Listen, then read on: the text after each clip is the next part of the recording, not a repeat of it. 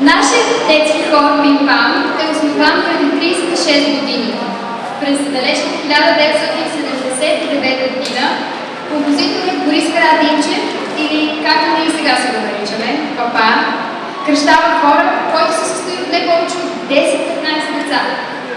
Днес ние сме доста повече, както Ирена каза, отзад на трансферант сме снимали всички. Това са около 100 деца на различна възраст, от 4 до 18 годишни. Една 18 годишна. Тя е тук, сега с нас. Нашето мото е да бъдем различни, да не бъдем еднакви, да не бъдем посредствени, всеки да бъде уникален и в същото време да бъдем едини.